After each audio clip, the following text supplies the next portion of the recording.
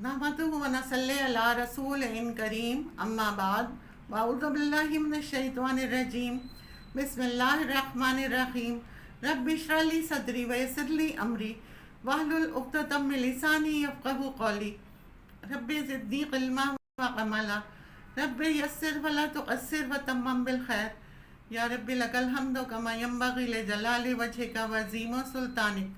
हम पढ़ रहे हैं सूरह अल बकरा का तर्जुमा और उसकी तफसीर। आज जो आयतें पढ़ेंगे 269 से 272 तक, उसका तर्जुमा और उसकी तफसीर पढ़ेंगे। तो तिल हिकमता में यशा, देता है वो समझ बूझ कर, वो जिसको चाहता है। अब यहाँ हिकमत की बात क्यों आ गई? हिकमत के मायने हैं सही वक्त पर सही फैसला करना, दानिशमंदी का सबूत देना, अक्लमंदी का सबूत देना, जहाँ खर्च करना चाहिए उसकी सही जगह पर खर्च करना, जो चीज़ देनी चाहिए वही देना, इससे ज़्यादा ना कम। ये समझ बूझ अल्लाह जिसे चाहता है देता है। वमिन यूतल हिकमता, और जिसको ये हिकमत मिल गई, समझ बूझ मिल गई, फ़क़द उतिया खैरन कसीरा, उसको बहुत बड़ी खैर मिल गई। जिसको हिकमत मिली, ये समझ बूझ मिली, उसे तो सब कुछ मिल गया। वमा यद्दक्करु इल्ला उलुल अलबाब, और नहीं नसीहत पकड़ते मगर अकल वाले ही।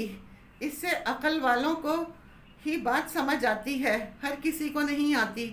यानी जो शख्स माल को सही जगह पर अल्लाह के बताए हुए तरीक़े पर खर्च करता है वही हिकमत वाला है।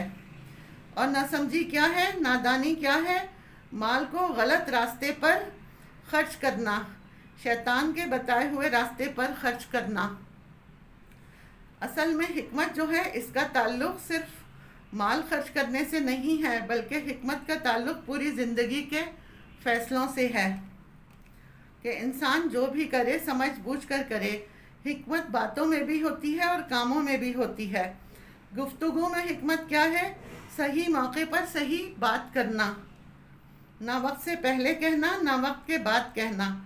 वमा अनफक़तुम, और जो भी तुम खर्च करो, वमिन नफ़क़तिन, कोई भी खर्च करने की चीज़, और नज़र तुम मिन नज़रिन, या तुम नज़र मानो, कोई भी नज़र, फ़इन्नल्लाह यालमुहु, तो बेशक अल्लाह उसे जानता है।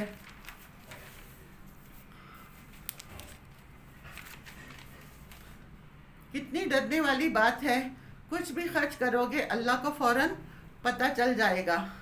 आजकल आप देखिए, आप अपने कार्ड को इस्तेमाल करते हैं, स्पेंडिंग करते हैं, तो क्या होता है, बैंक वालों को फ़ौरन पता चल जाता है।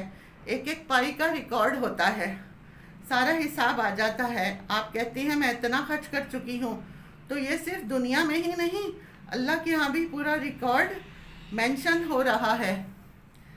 किसने कहाँ कितना खर्च किया। हमने एक पाई खर्च करने की बात की थी, तो एक पाई 700 बन जाएगा। यानी कुछ भी अल्लाह के रास्ते में खर्च किया वो सब अल्लाह के इल्म में आ जाएगा। वमा लिज़्ज़ालिमीना मिन अंसार, और ज़ालिमों का कोई भी मददगार नहीं। इससे हमें ये पता चलता है कि हमारे तमाम अमाल अल्लाह के इल्म में हैं। हर चीज़ को अल्लाह खूब जानता है। यानी इंसान छोटी से छोटी नेकी भी करता है तो वो नामा अमाल में फ़ौरन रिकॉर्ड हो जाती है, महफूज हो जाती है। और बड़ी कोई चीज़ नेकी होती है वो भी लिख ली जाती है, और आखिर में इन चीज़ों को कैलकुलेट करके जमा करके इंसान को दिखाया जाएगा, फिर उसके मुताबिक उसको जज़ा मिल जाएगी। हमारे लिए इसमें सबक ये है कि इंसान नेकी के किसी भी मौके को हाथ से ना जाने दे, चाहे छोटा मौका हो या बड़ा। इन तुब्दु सदक़ात फ़निअम्मा हिया, अगर तुम सदक़ात को ज़ाहिर करके दो तो वो बहुत अच्छा है। व इन तुख़फ़ूहा, और अगर तुम उसको छुपा कर दो, व तु'तुहल फ़ुक़रा, और फ़ुक़रा को दो, फ़हुवा खैरुल लकुम, ये तुम्हारे लिए अच्छा है। यहाँ पर फिर सदक़ात की बात हुई है कि कोई सदक़ात जब तुम दो तो दोनों तरह से दे सकते हो, ज़ाहिर करके भी और छुपा कर भी।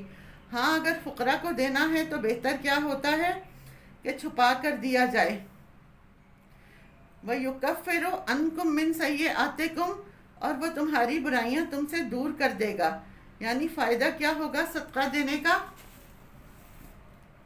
برائیاں دور ہو جائیں گی۔ کیسے؟ حدیث میں آتا ہے کہ صدقہ خطاؤں کی آگ بجھا دیتا ہے۔ جیسے آگ کو پانی بجھاتا ہے، ایسے ہی صدقہ گناہوں کی آگ بجھا دیتا ہے، اور خفیہ خیرات جو ہے وہ اللہ کے غضب کو بجھاتی ہے۔ یہ طبرانی کی روایت ہے۔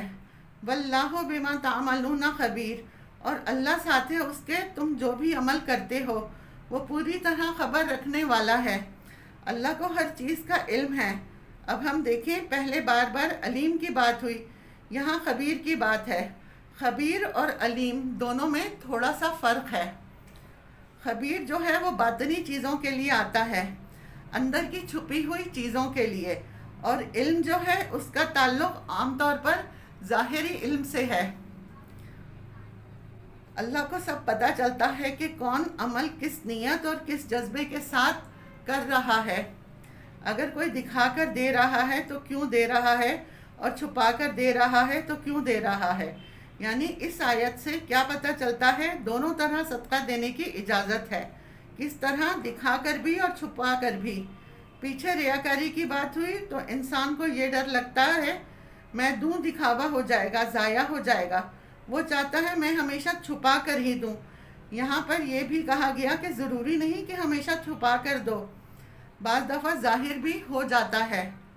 اگر آپ نہ بھی کرنا چاہیں، اصل بات ہماری نیت کی ہے۔ طریقہ کوئی بھی ہو سکتا ہے، سب کے سامنے بھی نیکی کا کام کر سکتی ہیں، تاکہ آپ کو دیکھ کر اوروں کو بھی خیال آ جائے، ان کو بھی شوق ہو، لیکن خالص اللہ کی رضا کے لیے ہو، لوگوں کو دکھانا مقصود نہ ہو۔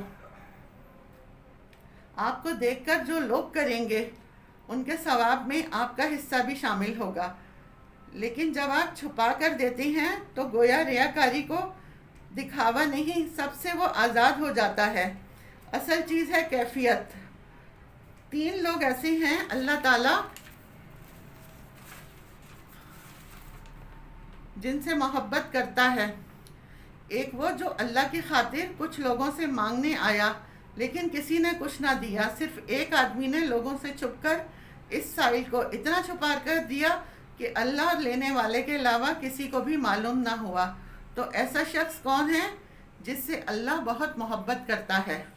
اگر دونوں کو کمپیئر کیا جائے تو چھپا کر دینا دکھا کر دینے سے بہرحال افضل ہے، کیونکہ اس میں اخلاص زیادہ ہوتا ہے، اور پھر یہ کہ حاجت مند کا پردہ بھی رہ جاتا ہے، اور اللہ کو تو پتہ چل ہی جاتا ہے۔ یہ ساری باتیں سمجھا کر کیا فرمایا؟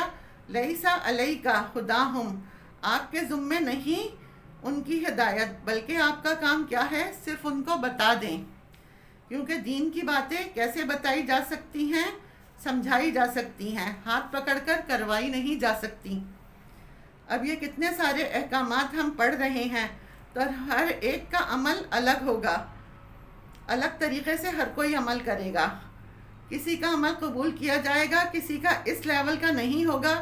کس چیز کا فرق ہے؟ اپنی اپنی سمجھ کا، اپنی اپنی نیت کا، عقل استعمال کرنے کا، یہ نہ کرنے کا۔ تو فرمایا لیسا علیکا ہداہم، آپ نے بتا دیا، اب آپ سے پوچھ نہیں ہوگی۔ لیکن بات یہ ہے کہ بتانے والے کا فرض ہے کہ وہ بتا رہے ہیں، اور باقی ذمہ داری کرنے والے پر ہے۔ اگر انہوں نے نہیں بھی کیا تو پھر بتانے والے کی پکڑ نہیں ہوگی۔ بتانے والے نے تو اپنا کام پورا کر دیا، پھر اس سے پوچھنا ہوگی۔ فرمایا آپ انہیں ہدایت کی توفیق نہیں دے سکتے، توفیق تو اللہ ہی دیتا ہے۔ وَلَكِنَّ اللَّهَ يَهْدِي مَن يَشَاءُ، لیکن اللہ جس کو چاہتا ہے ہدایت دیتا ہے، کیونکہ سب کچھ اس کے ہاتھ میں ہے۔ وَمَا تُنْفِقُوا مِنْ خَيْرٍ فَلِأَنفُسِكُمْ، اور جو بھی تم مال میں سے خرچ کرو گے وہ تمہارے اپنے نفسوں کے لیے ہے۔ یہاں پھر خرچ کرنے کی بات ہوئی، بار بار خرچ کرنے کی بات ہوئی ہے۔ جو بھی تم خرچ کرو گے اس کا فائدہ تم ہی کو ملے گا، وہ تم کسی کو نہیں دے رہے، وہ تم اپنے لیے ہی خرچ کر رہے ہو۔ وَمَا تُنْفِقُونَ، اور وہ نہ تم خرچ کرو اِلَّا ابْتِغَاءَ وَجْهِ اللَّهِ، مگر اللہ کی رضا چاہنے کے لیے صرف اونلی ون، ایک ہی نیت ہونی چاہیے. کیا؟ کس لیے؟ مال خرچ کرنے کے لیے کہ اللہ راضی ہو جائے، وہ خوش ہو جائے. اور یہاں جو اللہ کے چاہنے کی بات ہوئی ہے، قیامت کے دن لوگ اللہ کے چہرہ کو دیکھیں گے. آج کوئی امیجن بھی نہیں کر سکتا کہ وہ کیسا ہے. حدیث میں آتا ہے، اور یقیناً تم اپنے رب کے چہرے کو دیکھو گے جس طرح تم 14ویں رات کے چاند کو دیکھتے ہو، اور اس کو دیکھنے میں کوئی شک نہیں ہوتا. یعنی کوئی یہ نہیں کہہ سکتا کہ یہ چاند نہیں کچھ اور ہے، بلکہ کیا ہوتا ہے، دیکھتے ہی توجہ اس کی طرف چلی جاتی ہے اور دوسروں کی بھی توجہ کروا دیتی ہیں. دیکھو چاند. پھر جب چاند نظر آتا ہے تو ہر دوسری چیز سے توجہ انسان کی ہٹ جاتی ہے. بالکل اسی طرح انسان قیامت کے دن جب اللہ کے چہرے کی طرف دیکھے گا، ہر دوسری چیز اس کو بھول جائے گی. سبحان اللہ. تو جب بھی خرچ کرے تو کیا نیت کرے؟ یا اللہ، اس کے بدلے تو مجھے اپنا دیدار کرانا. وما تنفقوا من خیرن، اور جو بھی تم خرچ کرو گے مال میں سے، یوفا الیکم، پورا پورا تم کو واپس کیا جائے گا. ایک پائی بھی اللہ نہیں رکھے گا، اور اس سے بھی کئی گنا کر کے واپس کرے گا. وانتم لا تظلمون، اور تم ظلم نہ کیے جاؤ گے، تمہارا حق نہ مارا جائے گا. وآخر دعوانا ان الحمد للہ رب العالمین.